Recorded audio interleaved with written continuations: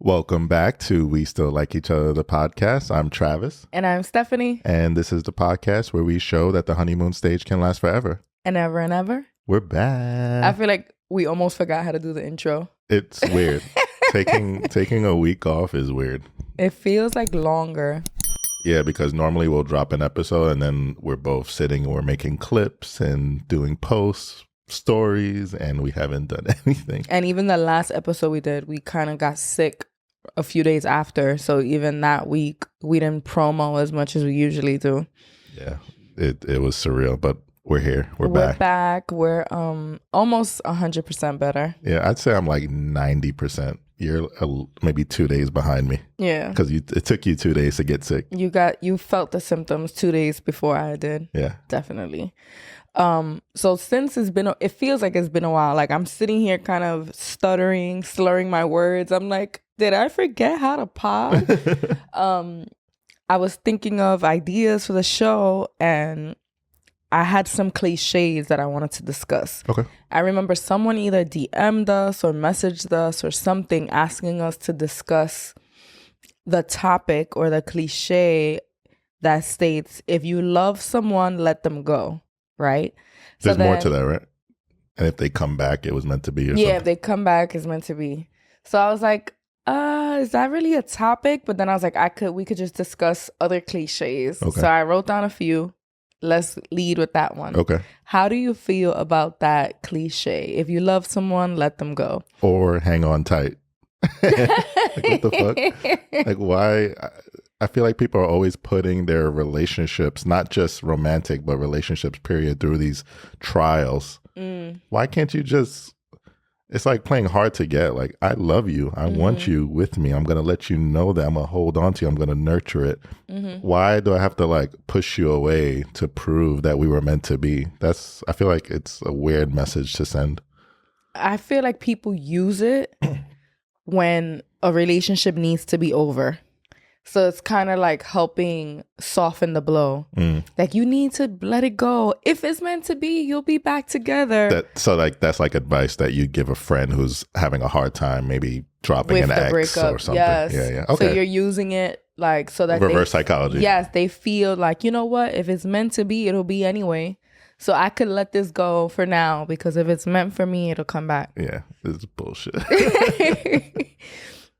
I also feel like people use it as a way to give a pass to people. Kind of like, I'm going to give you space to get your life together, to figure you out. Okay. You get it? Like, it's not me, it's you type thing. Or it's not you, it's me. Like, let me go. Let me get some space. But I think the overall point here is that we don't agree with the messaging. No, I don't. It's weird. It's corny. Yeah. Unless I'm here trying to reach and find a way where it makes sense. I like it in the sense of when you're allowing your partner the space to like grow individually, right? So maybe taking a job far away or entering, doing something for their life that's going to keep them from you for a while. Like if you really love this person, allow them to explore their dreams, even the ones that are independent of you. I like that. Yeah. It doesn't always have to be like on a breakup scenario. Yeah. That's cool. But for being honest, that's not how when it's used. Yeah. The other one I wanted to talk about was absence makes the heart grow fonder. Oh, look, perfect segue. How do you feel about that? There's truth to it. Okay. What's the truth? That, when you're not with your person, you miss them more. Your love for I feel like your love, I don't know if grow is the right word, but if I was apart from you for 5 days, when I see you on that 6th day, it's going to be like an overwhelming feeling when I finally do get to see you. I don't know if I necessarily fell more in love with you in those 5 days, but something happens. Does my heart grow fonder? I don't know. I think the messaging that the way that's used is for people to basically say, you don't need to see your person all the time. Fuck that. If you want to see your person all the time, see them. Yeah. There's no rules to any relationship. people might say me and Stephanie are up each other's ass, but I'm okay with that. That works. That works for us, and it's not necessarily the case for, there's a bunch of relationships where maybe the people are more independent or think that they need that time apart.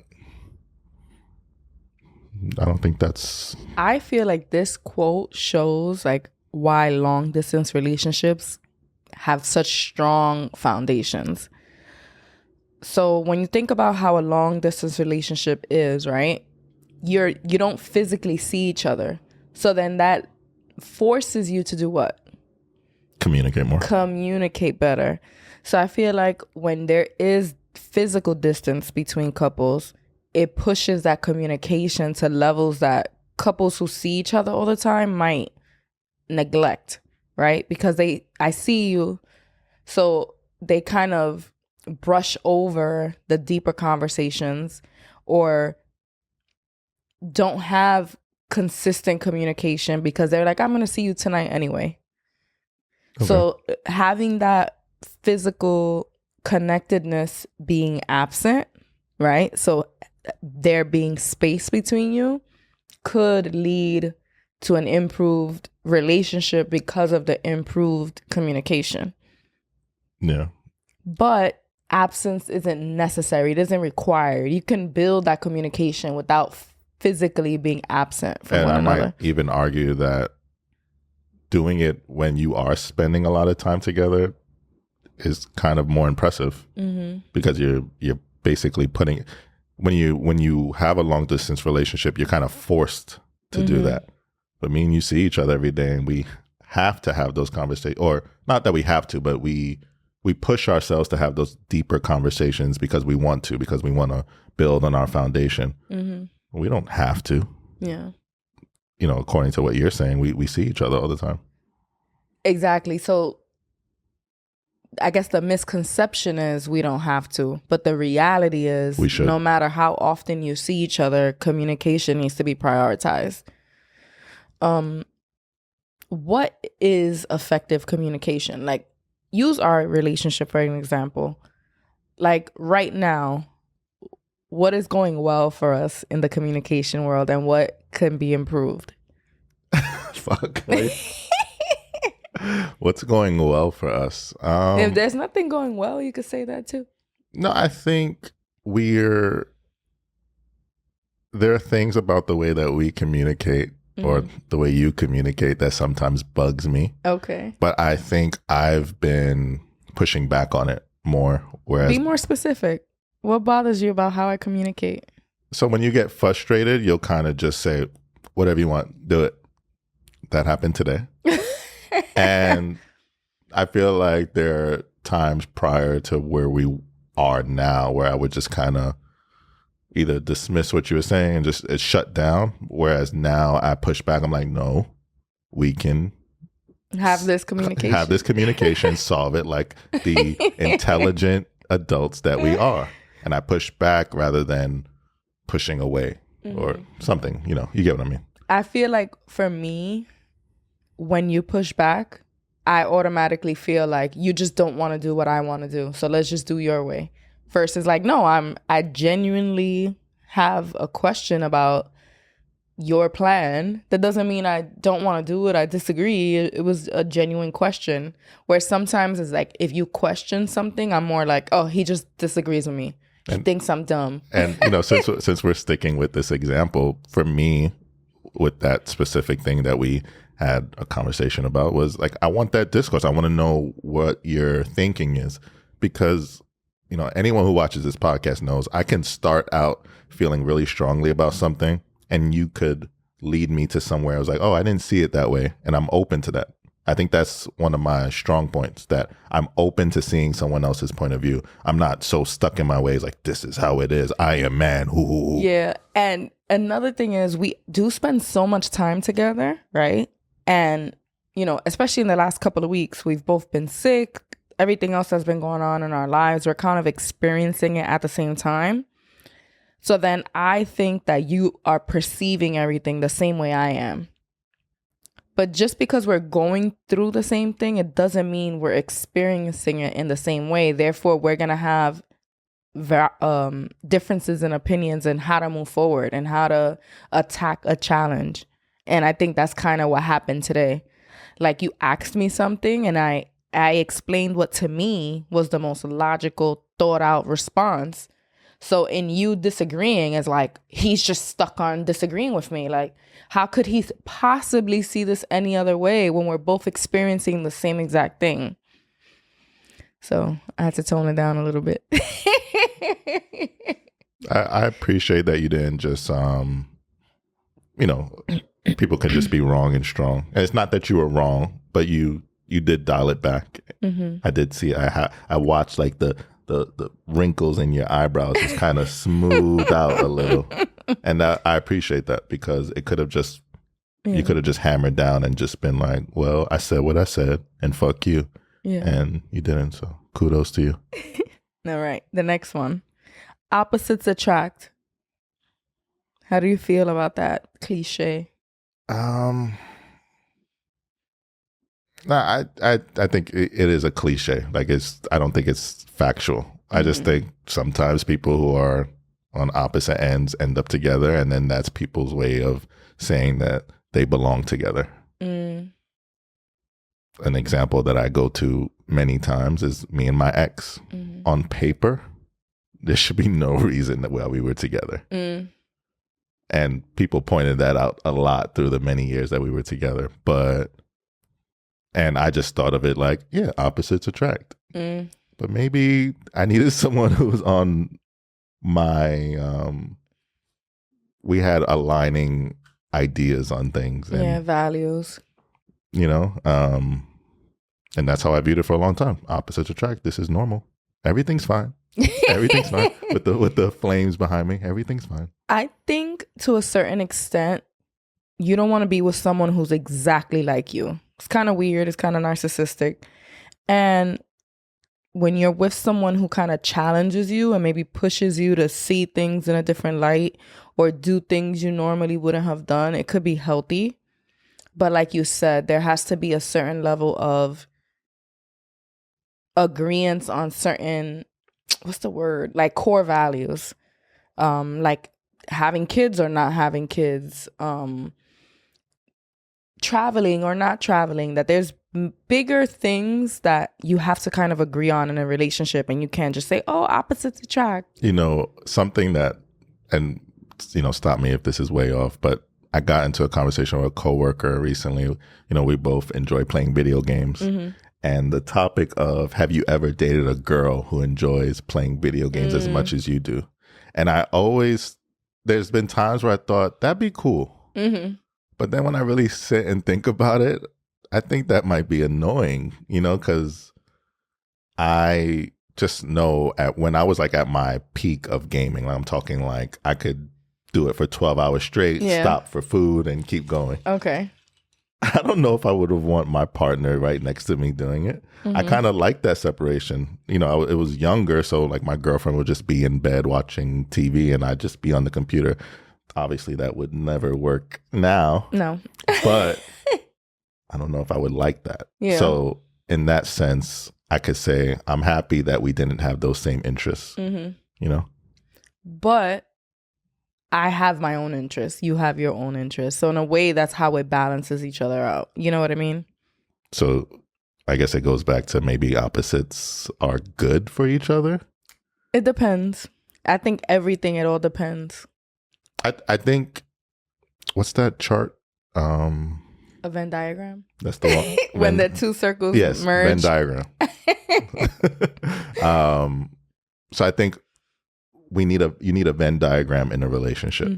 Stephanie, Travis, but there has to be a few things in the middle that connect us. And the things on the outside, they aren't major core value differences. But it makes us who we are. Yeah, unique. And it pushes... That was good. I'm proud of myself. It's crazy that all you said was that chart thing, and I knew what you were talking about. You saw me doing the circles. You only used one finger, so you made a circle. Should have said a pie chart. Anyway, next cliche. You gotta have a lady in the streets and a freak in the sheets.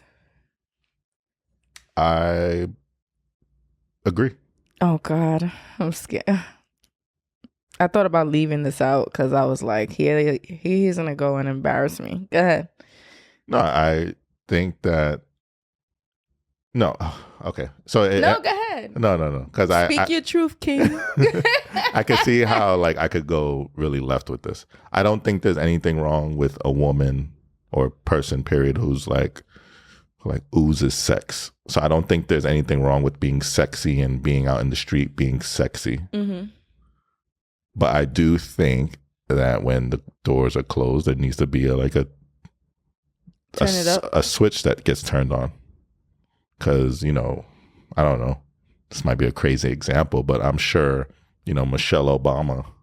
Oh my God. Stop. You know, don't think about the Obama's sex life. Former president, former first lady, Michelle Obama, she presents herself a certain way.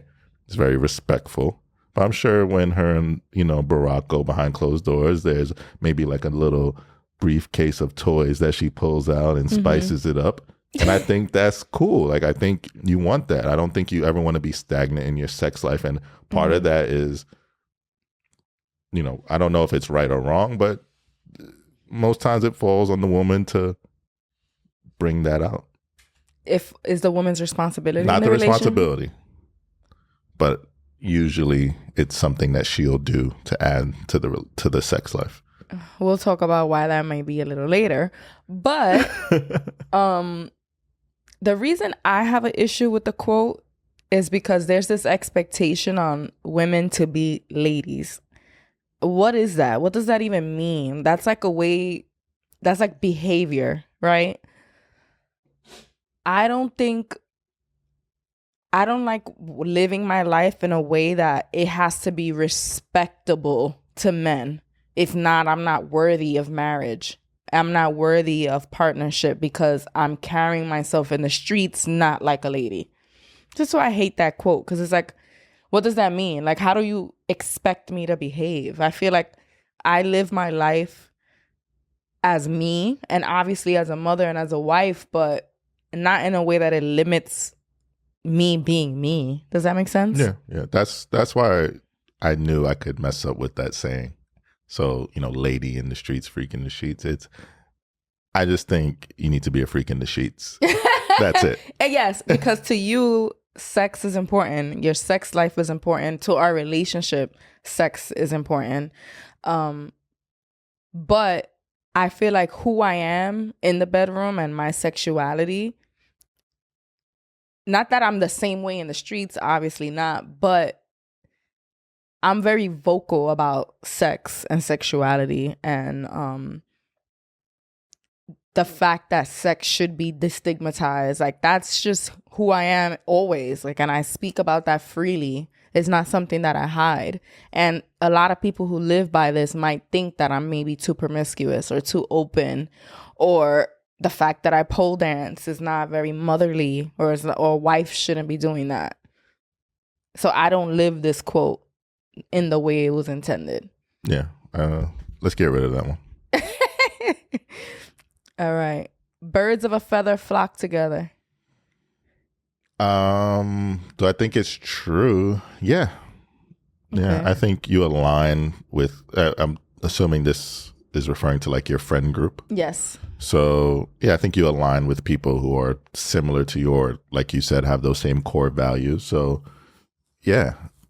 On the flip side of that, I do think there's something to, you know, your friends represent you. So if there's a bird amongst your group, I'm going to assume the rest of you are birds. Okay. This is where it gets tricky because I'm at a point in my life that obviously I take a very close look at who my friend group is, because I don't want to be around energy suckers, energy drainers. There are certain values that I just don't want to be around anymore. But I also don't think that just because my friend is, I don't know, sleeping with married men, that doesn't mean I'm sleeping with married men. You get what I'm saying? So what do you think about you knowingly knowing that? Mm-hmm.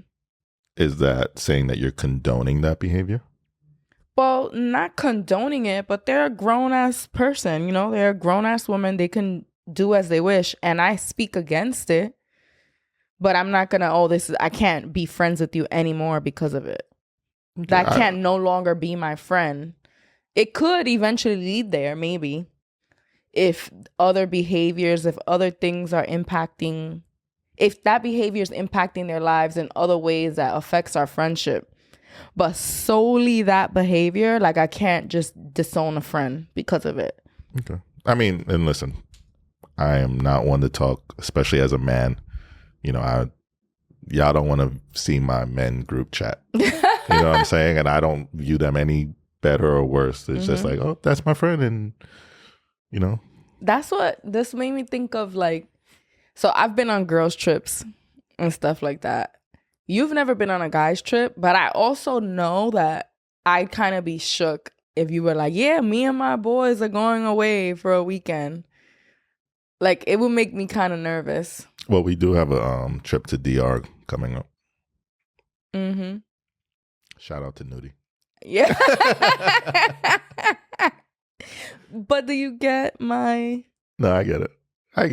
But you gotta trust in me and trust that I'll just be a observer. I don't know. Just an observer. It's scary. And then I'll be the cameraman. I also find it weird when couples kind of put limitations on each other with like where you could go, who you can hang out with. Like, no, like live your life, have fun.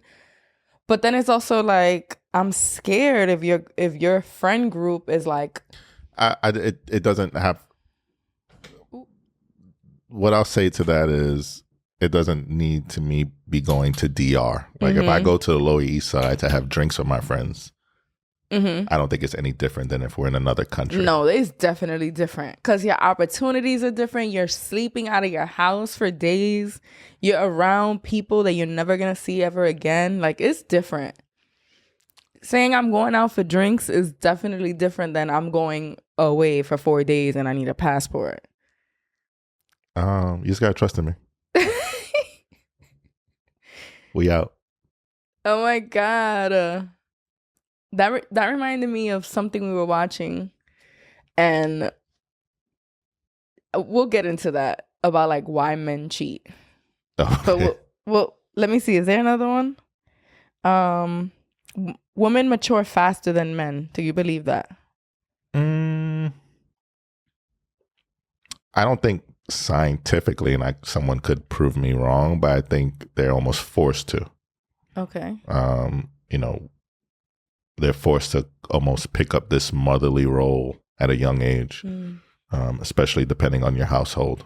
And even women who are fortunate enough to maybe not have to do as much, like chores wise, they're still kind of molded into this from young. You're gonna be a mother. Here's your kitchen. Here's your fucking toy mops and brooms and carry yourself like a lady.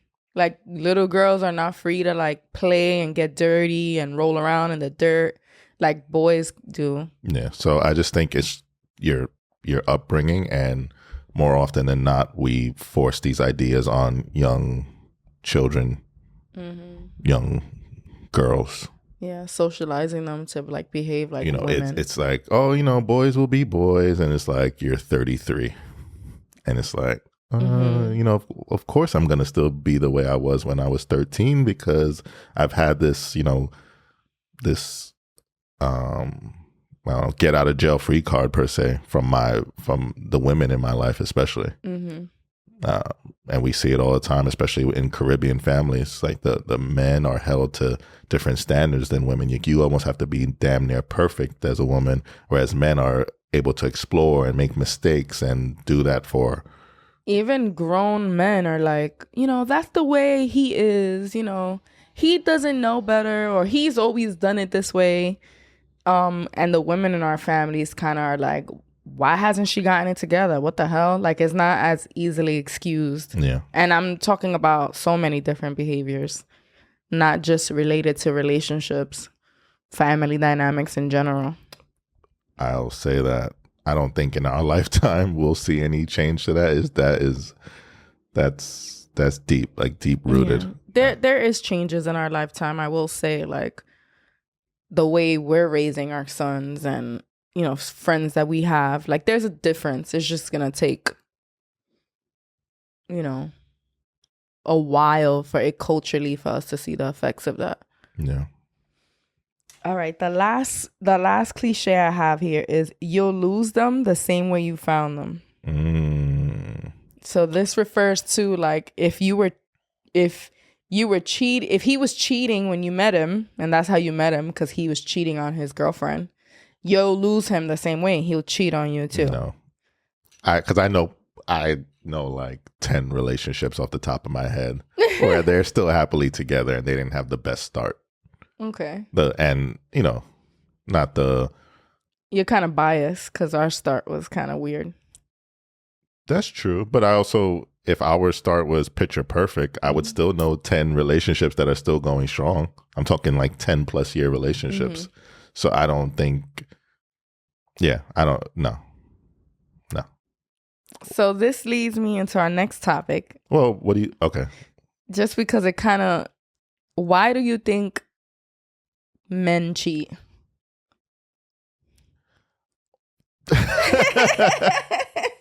Why do you cheat? Why do I think men cheat? Yeah. There could be a whole list of reasons. Opportunity, being unhappy in their relationships, being unhappy with themselves. I'd say those three: opportunity, unhappiness. I always felt like for a while, like it was just opportunity, right? But that doesn't take the responsibility away from the person who cheats, right?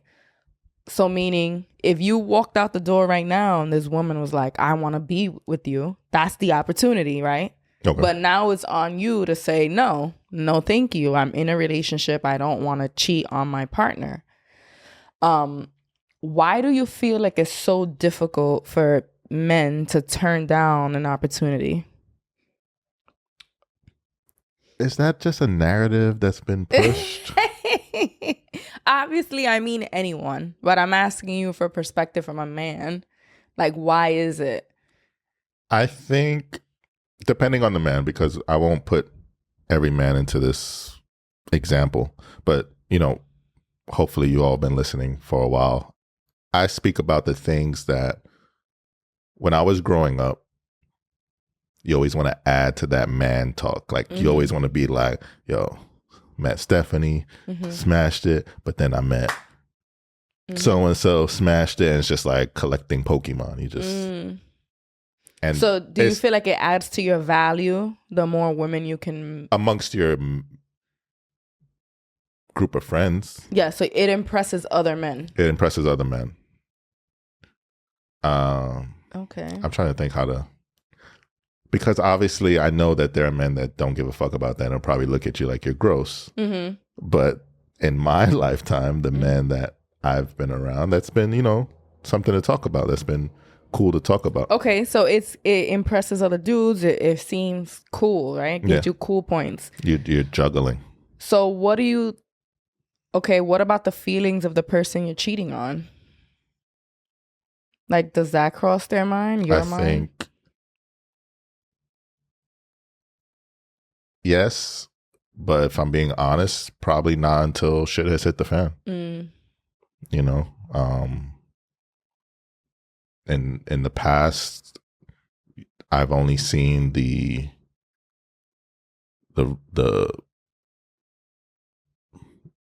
what I've made occur after I'm seeing the person like basically lay it out for me, and I'm seeing someone I care about crying or being emotional. And then it hits you. And then everything kind of comes to you at once. And you're like, what the fuck? This wasn't even worth it. Mm-hmm. But unfortunately, that moment that I'm having in that moment didn't happen before I did the dirt. So it's kind of like that approval from other men is more on the forefront of your mind than not hurting your partner. Like it kind of trumps it in a way. In a way. I feel like part of it is also like feeling like you won't get caught. That, but it's also, I don't know that, I can only speak for myself, but in the past, I don't know I can't say I was being led by, oh, I can't wait to tell the fellas about this. That wasn't on my mind. Maybe subconsciously, maybe it was a effect of what I was doing. I was able to add to the conversation and not be lying. I was able to be, like I always say, live my raps. But I wouldn't say like, I'm going to do this so that next time there's a meeting, I could be like, look what I did.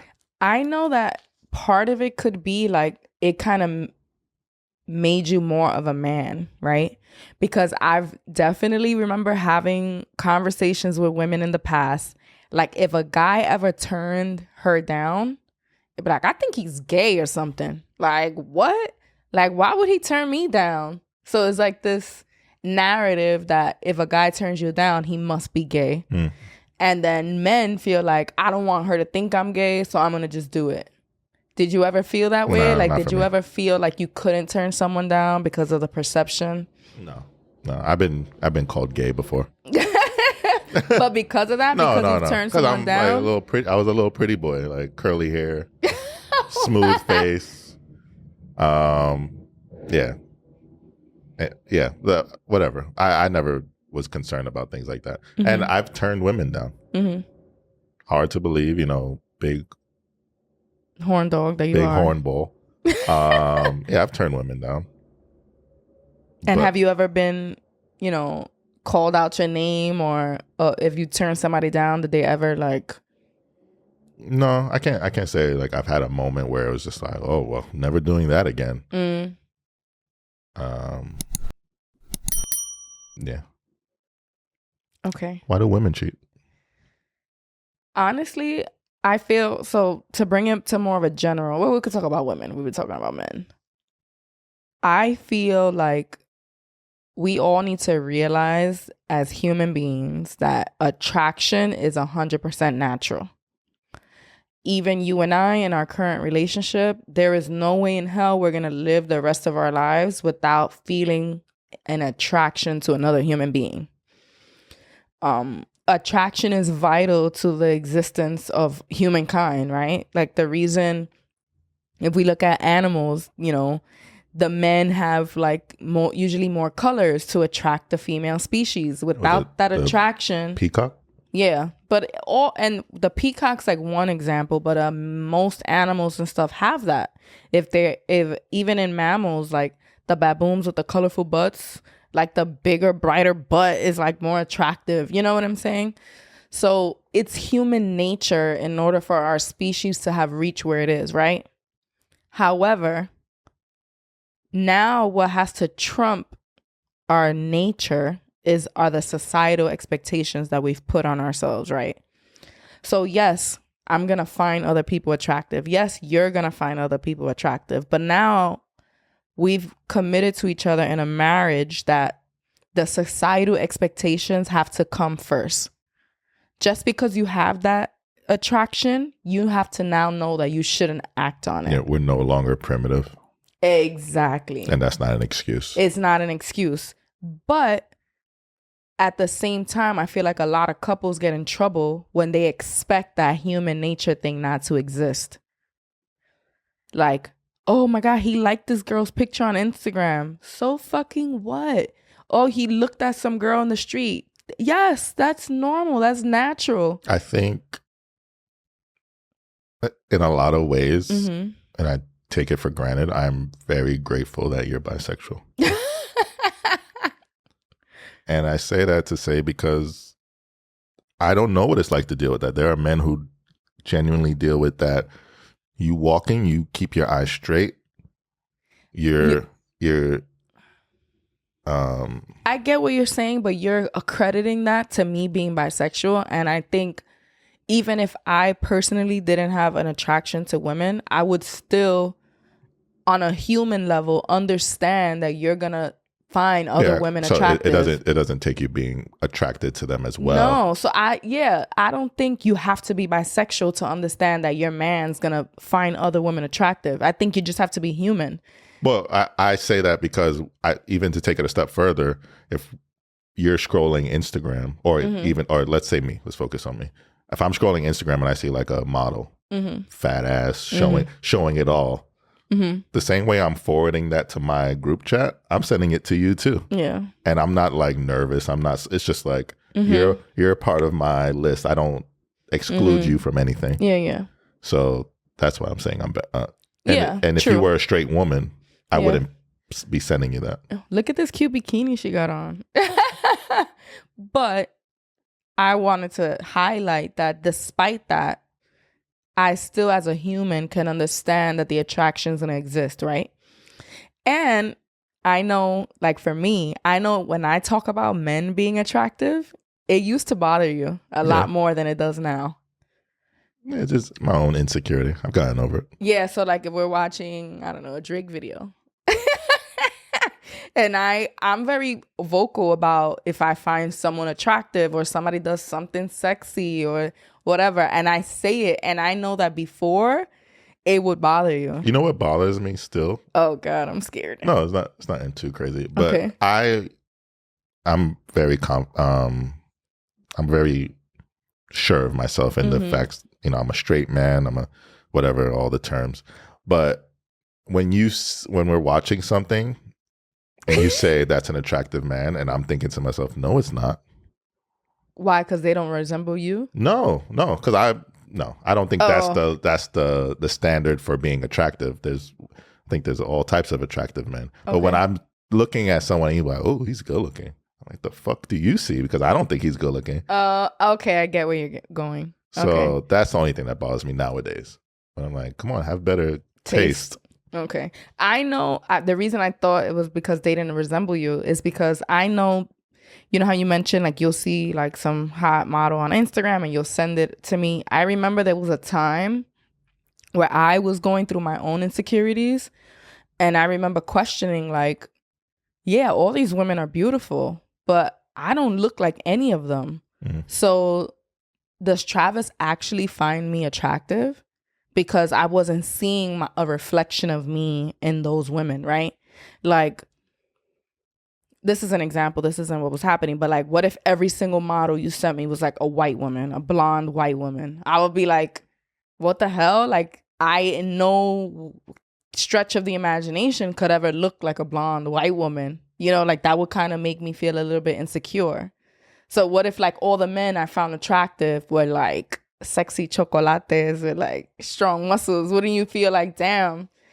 Yeah. You know what I mean? Yeah, like I can't see myself in those men. I will say that, you know, I don't get a lot of time to do this, but when I do have time and I have time to watch porn, I am typing like slim ebony. Because I want I still have you in my mind. Oh my God. That's so embarrassing. What? It's true. I don't like watching white people have sex. You should send me porn you watch. I honestly, this is going to sound like I watch porn. I really don't have time to watch porn. I know. It would have to be like on the train, and I don't want to go to jail. Please don't watch porn on the train. Oh my God. You know, I've had my issues with like masturbating, and I told a couple of my friends, like, send me the porn you watch. Like, let's see if I could get into it. And they're like, yeah. And then they never send me anything. I guess that's so awkward to send like, yo, I saw this porn and it did the trick. You should try it. Yeah. Porn. What? I wish I was in your mind right now. Sounds like you're holding back. You're like, I'm not trying to get us canceled. We got a long way to go. Porn. Okay, so the reason I brought up this topic of like, why do men cheat or why do people cheat? Recently in, you know, the media, there's been a lot of talk about DJ Envy from The Breakfast Club and his wife Gia, which I thought was Gia the whole time, but it's pronounced Gia. And he famously cheated on her with Erica Mena. But she has since forgiven him. They have a beautiful relationship. They have a podcast. They have a book that's releasing. Bunch of kids. Yeah, a bunch of kids. And in one of her recent interviews, something that she spoke about in regards to how she's raising her son and in regards to cheating, right? There's been a lot of talk about why people cheat. Opportunity, you have low self-esteem, so maybe like sleeping with people makes you feel better about yourself, whatever. She's teaching her son about integrity. Yeah, so she basically said that, if you are dating someone and I hear that the reason you two broke up is because you cheated, I'm going to be pissed. Yes. Like, if that person is no longer meeting your needs, then you break up with them. And then when you start dating the next person, even if it's been a week and they're no longer fulfilling your needs, you break up with them. But cheating is not the man I want you to be. I think that's dope. And the reason is because you just want to have integrity for yourself as a man, right? If you cheat on your partner, it's a character flaw for you. You can't blame your partner, what they were doing, not doing, or, I have low self-esteem. It's a reflection of you and your character. Yeah, I think that's a message that's put out there a lot of times as an excuse. But for being honest, like it all has to do with you. Because let's say you were mistreating me and now I go out in the streets and I'm using that as fuel to cheat on you. Why not just leave you? Because now you look bad. You're being unfaithful to me. And it could be true that you're mistreating me, but it doesn't make it okay to step out. Yeah. So I think anyone who's in that situation needs to be honest and just say, you're doing this for you or whatever you have going on internally, but don't try and then, a lot of times people get caught and then it's like, well, you weren't, licking my toes the way I like, and I had to. It's like, that's a cop-out. Yeah. At the end of the day, you have to make the decision to be the better person, which sounds corny sometimes, but it's facts. Yeah. And I'm going to be raising two boys who will eventually be men. I want them to be better men than I am, or I was, or whatever. Yeah. Remember how you were saying, like, it's going to take a long time. You're not going to see that shift in terms of boys will be boys. This is an example of, like, we can change the narrative. We're raising men. And I feel like a lot of times boys in the family are given a pass. Like, oh, he brought a different girl home today than last week.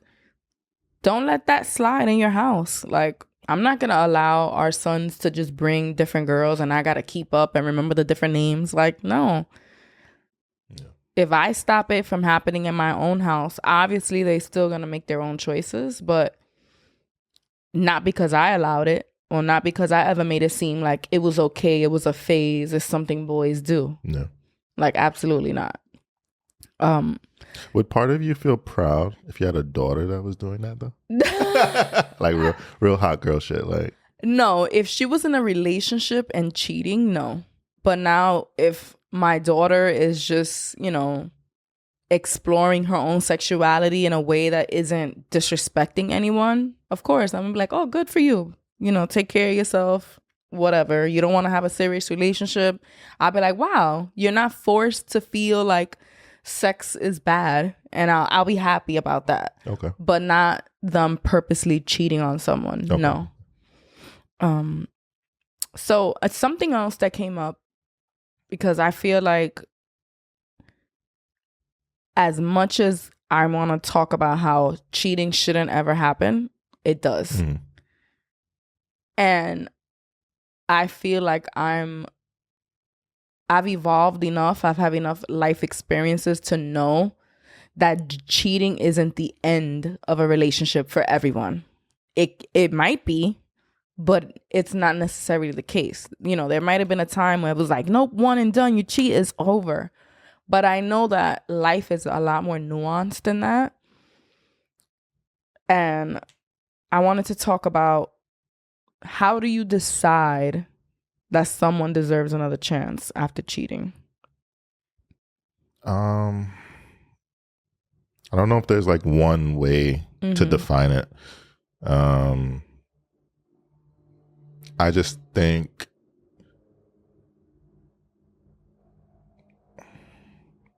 trying to find the words. I think that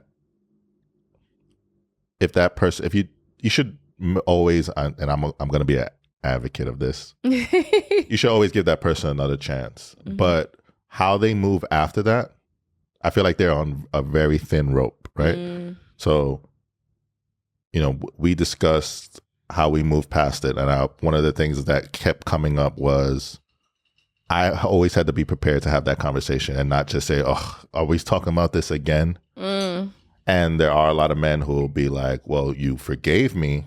What does talking about it again do for us? Like, it's just bringing it up, it's having us revisit these feelings, and I'm trying to move past it. And then what happens in a lot of relationships is now the person who got cheated on becomes the problem. Oh, they don't want to get over it. They said they forgave me, but they keep bringing it up. I can't. And a lot of times it becomes a cycle.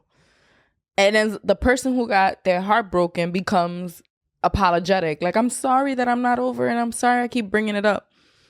Which is fucking terrible. Yeah. And something that Gia and DJ Envy discussed is that he was willing to do whatever it took until. And I love that. So it was like until whenever. Yeah. There was no time limit. There was no, well, I cheated 3 months ago. I cheated 6 months ago. I cheated a year ago. Get over it. No.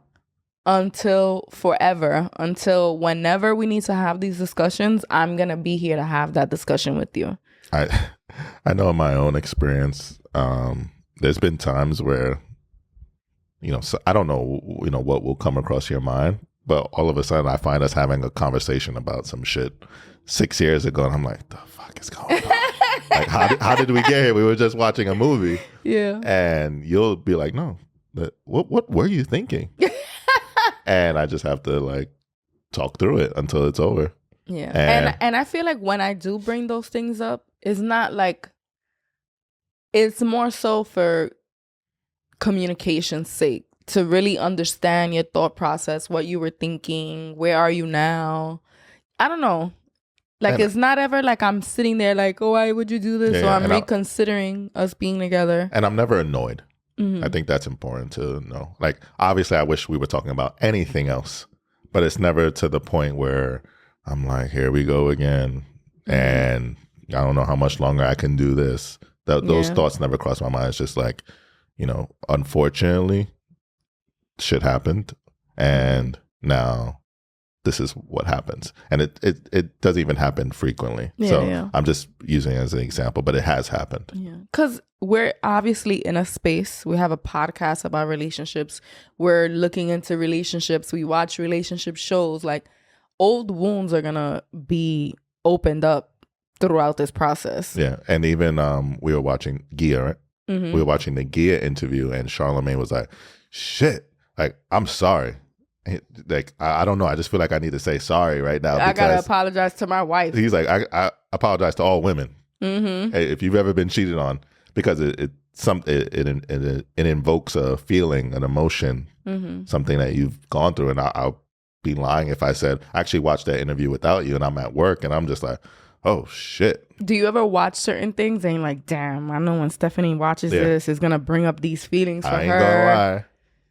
I watched that at work and I was thinking, hope she never wants to watch this shit. And of course today you're like, put on that interview. I'm like, fuck. And I just, not because I'm like trying to avoid the heat, but it's because I just don't want to bring those feelings up for you. And I don't know if it did or not, but I kind of felt like Charlamagne, where it's just like, let's talk about anything else right now. So there was one thing that came up also, is like, how do you know?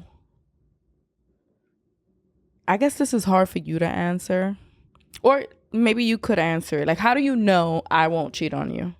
Like, do you know that?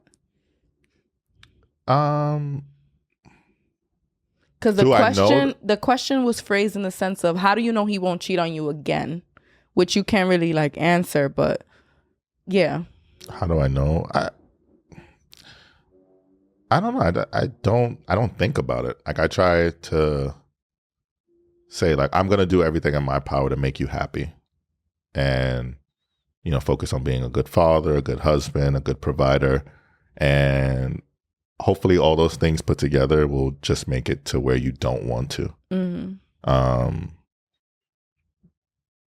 I don't know. I just feel like I would drive myself crazy if I was trying to like, be the puppeteer of every aspect of your life, because that's impossible. I can't control what you do, what you think.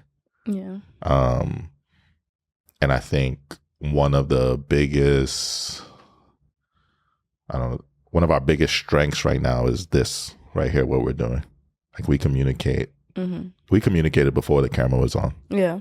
And the fact that we are doing it weekly for a show, and then we also do it even when the cameras aren't rolling. I think so. To answer that for you in a sense of why I won't cheat,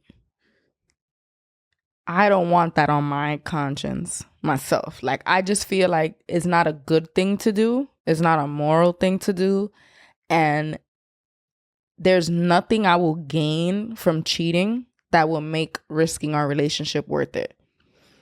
I feel like I've said, I'm human. I've had attractions. Like I can be like, wow, like have a sense of like, woof, being, I don't know, what's the word? Like feeling a little bit of lust or whatever, but no action in regards to that feeling would ever make sense, would ever be worth risking what we have for our family, for each other, for our friendship. I feel like we're partners, but we're best friends, right? And it's like no relationship outside of our union is worth losing it at all, ever. And I wouldn't want that karma on me. Does that make sense? So that's why I feel like I would never cheat. Okay. You had me until you said the karma. Yeah, like you do, like doing good things in the world. Not like I'm not cheating just so you won't cheat back. Because I don't think karma works that way. It's not so tit for tat. It's just like the energy. It's just the energy in general. So like me cheating is just negative energy. It doesn't necessarily mean that it's going to come back to me in the form of you cheating. Yeah. It could be like my car breaking down or my son having a bad teacher in school, like anything. It's just negative energy in general. Sucked a dick and my tire blew out. Yeah. You get what I'm saying? So when I speak of karma, I speak it in that way, not in a fear of retaliation. No, I get you. Yeah, I do think there's something to that. Just, living a life based on like some morals, integrity kind of leads to just positivity in other departments of your life. I think there's something to that. Yeah. Why won't you cheat? For all the reasons you listed, and I feel like you give me the space to express myself, where I don't know if everyone could say the same. And when I say express yourself, how? Like just things that may come across my mind. Like look how freely you talk about potentially being like attracted to other people. How many people could say that they can have those type of conversations with their partner without fear of it leading to an argument? We have to remember we're human. Yeah. Like we will save ourselves so much heartache. Like, and how narcissistic of me would it be to think like you could only be attracted to me and no one else? Like that's so unrealistic. And although, I appreciate that you have that outlook, the reality is that's the case for a lot of people. I'm not even going to just put it on women. It's just like, you only have eyes for me. And what the fuck are you thinking? And I feel like if anything, it shows more like, yeah, you're human. You do have attraction to other people, but you still respect our union. And despite that human intuition to find someone else sexy, someone else hot, you're going to respect our relationship and you're not going to step out just because you have that attraction. 100%. All right. The last thing I wanted to discuss. Do you believe in breaks? Do you believe a break in a relationship is gonna solve relationship problems? The only reason I don't believe in breaks, because when I've done breaks, I was just out here being a man whore, and it was no benefit to my relationship, I don't think. But this is also younger Travis. I don't know. How old am I? 33? Yes. I really be forgetting. 33-year-old Travis might feel a little different, but I'm not having a break in my marriage, I'll tell you that much. So I feel like a break is just a breakup. Yeah, it's also, to me, a little childish. It's just a breakup because if you're going to set up boundaries of the break, then it's not a break. Then you're together and you're just going through something. If you say like you can't sleep with someone and you can't do this, then it's not a break. I know you hate this show, but you have to know the famous line from Friends. Oh, no. We were on a break. Oh, no. You never heard it? Well, probably, but I Ross can't and damn, what is her character's name? Rachel. Like the famous, we were on a break. And what, he slept with someone? Yeah. Oh, okay. And then that was his pushback. Breaks are childish, in my opinion. Yeah, like you're together, you're not. And that's it. You can't call it a break because then it makes it kind of like one foot in, 1 foot out. Yeah, exactly. How do you feel? How would you say, how important is a friendship in a partnership? It's everything. Okay. It's everything. Like if you aren't friends, I wouldn't say friends first, because obviously we became friends after we were, attracted to one another and had been intimate with one another. But you should eventually be leading to that point. If you aren't, then I personally think you need to reevaluate your relationship, because your person should be your person in the sense that they check all those boxes. And friendship to me is like, I feel like sometimes though, relationships, partners use that friendship as a crutch, in a sense that because you're such good friends, you ignore problems that are related to your partnership. Okay, for example. So like, because we're such good friends, I'm gonna give you a pass on the fact that you're not meeting my needs romantically because you're my best friend. I don't want to lose that. So I could have yeah, I do wish he was more thoughtful and planned dates and maybe bought me flowers, but I'll deal with it because he's my best friend. Yeah. We laugh together. We have fun together. Hi, Papa.